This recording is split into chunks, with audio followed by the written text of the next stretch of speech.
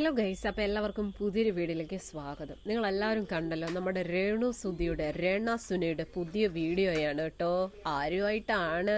ദാസേട്ടൻ കോഴിക്കോടുമായിട്ട്. കൊള്ളാം, നല്ല തൊലിക്കെട്ടി, അപാരം തന്നെ, സമ്മതിച്ചിരിക്കുന്നു എൻ്റെ രേണ സുന. ഇത്രയും വിവാദങ്ങൾ ഉണ്ടായിട്ടും അതിൻ്റെയൊക്കെ നടുവിൽ നിന്നും ഇങ്ങനെ ഒരു വീഡിയോ എടുത്ത് പോസ്റ്റ് ചെയ്യാൻ കാണിച്ച ഒരു മനസ്സിന് 1 കോടി വന്ദനം. എല്ലാം സുധിച്ചേന് വേണ്ടിയാണല്ലോ എന്ന് നോക്കുമ്പോൾ സമാധാനം. കൊള്ളാം.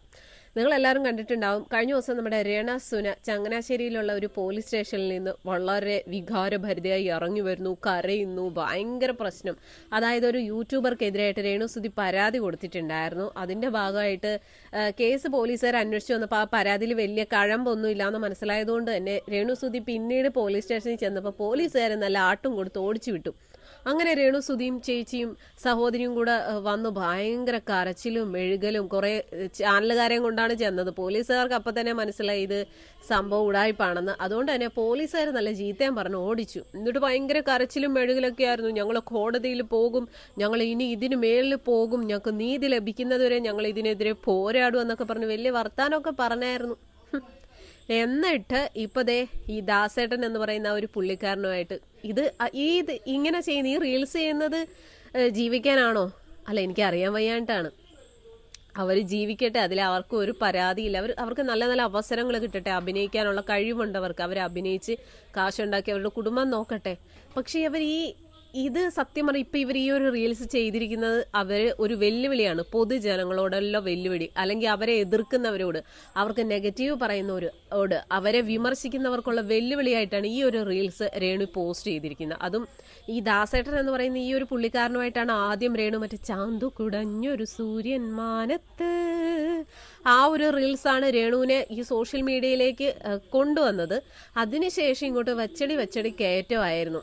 അപ്പൊ അതുപോലെ വീണ്ടും ഒരു റീൽസ് രണ്ടുപേരും കൂടെ അങ്ങോട്ട് കെട്ടി തിമർത്താടുവാണ്. ഇവര് പറയും, ഞങ്ങൾ അഭിനയിക്കുന്നല്ലേ, ഞങ്ങൾ റീൽസ് ചെയ്യുന്നല്ലേ എന്ന്. രേണു ഒന്ന് ചിന്തിക്കണം. ശരിയാണ്, ഭർത്താവ് മരിച്ച സ്ത്രീയാണെന്ന് കരുതിയിട്ട് എപ്പോഴും ഒരിടത്ത് കരഞ്ഞിരിക്കണമെന്നൊന്നും നമ്മൾ ആരും പറയുന്നില്ല. പക്ഷെ അത് മറക്കാതിരിക്കുക. അതുപോലെ 2 മക്കളുണ്ട്. അതിൽ മൂത്ത മകന് 10-20 വയസ്സുള്ള ഒരു തിരിച്ചറിവായ ഒരു പയ്യനാണ്. ഈ ഇമ്മാതിരി വേഷം കെട്ടൊക്കെ കാണിച്ച് സോഷ്യൽ മീഡിയയിൽ വീണ്ടും വൈറലാകാൻ വേണ്ടിയിട്ട്, അല്ലെ നെഗറ്റീവ് പബ്ലിസിറ്റിക്ക് വേണ്ടിയിട്ട് ഈ കാണിച്ചു കൂട്ടുന്ന കോപ്രായങ്ങൾ ഒരു പരിധി വരെ ആ ഒരു പയ്യനെയും ബാധിക്കത്തില്ലേ? ഇളയ മോൻ പിന്നെ കുഞ്ഞാണ്, അവൻ 5-6 വയസ്സേ ഉള്ളൂ. പക്ഷെ മൂത്ത മകൻ അങ്ങനെയല്ല, അവൻ 20 വയസ്സുള്ള ഒരു പയ്യനാണ്. അവനും പഠിക്കാനൊക്കെ പോകുന്നതാണ്, അവന് സമൂഹത്തിൽ ഇറങ്ങി നടക്കേണ്ടതാണ്. ഇപ്പൊ ഇമ്മാതിരി വേഷം കെട്ടലൊക്കെ കാണിക്കുന്നത് ആ കുഞ്ഞുങ്ങളുടെ ഭാവിയെ കൂടെ ബാധിക്കത്തില്ലേ?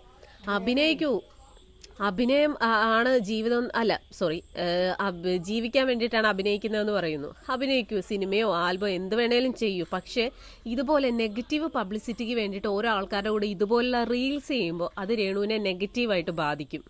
ഇത് കാണുന്ന ആൾക്കാർക്ക് വീണ്ടും രേണുവിനോട് വെറുപ്പേ തോന്നുള്ളൂ. ഇപ്പൊ രേണു പോലീസ് സ്റ്റേഷനിൽ നിന്ന് ഇറങ്ങി ഭയങ്കര കരച്ചിലും ബഹളവും ഒക്കെ കാണിച്ചു.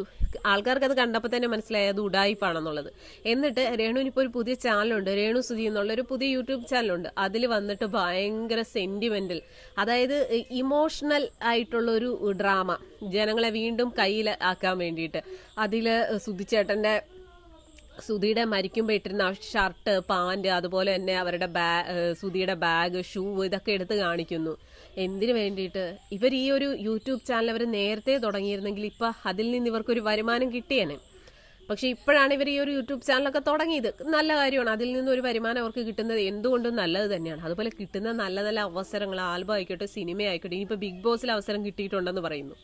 അതൊക്കെ നല്ലൊരു ഓപ്പർച്യൂണിറ്റിയാണ്. അതൊക്കെ വേണ്ട രീതിയിൽ നല്ല രീതിയിൽ വിനിയോഗിക്കുക. അല്ലാതെ കുറെ നെഗറ്റീവ് പബ്ലിസിറ്റി വീണ്ടും വൈറലാകണം, ആൾക്കാരുടെ വായിക്കുന്ന തെറി കേട്ടാൽ മാത്രമേ വൈറലാകാൻ പറ്റുള്ളൂ എന്ന് രേണുവിനെ നന്നായിട്ട് അറിയാം.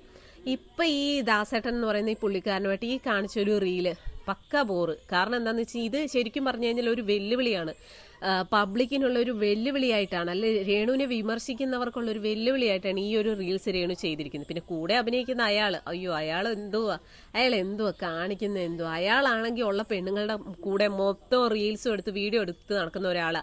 നീള നമ്പ്യാരുടെ കൂടെ അയാൾ വീഡിയോ ചെയ്തിട്ടുണ്ട്, ജസ്ന സലീം, ഇപ്പൊ രേണു, അങ്ങനെ ഒരുപാട് സ്ത്രീകളുടെ കൂടെ ഇതുപോലെ റീൽസും ചെയ്ത് നടക്കുന്ന ഒരു മനുഷ്യനാണ് അങ്ങേര്. അപ്പൊ അയാളുടെ കൂടെ വീണ്ടും ഒരു റീല്, കഷ്ടം തന്നെ. എന്തായാലും നിങ്ങളുടെ അഭിപ്രായം എന്താണ്? രേണു സുധിയുടെ ഇതുപോലുള്ള കോപ്രായങ്ങളെ സപ്പോർട്ട് ചെയ്യാൻ നിങ്ങൾ ആഗ്രഹിക്കുന്നുണ്ടോ? കമന്റ് ചെയ്യാൻ മറക്കരുത്.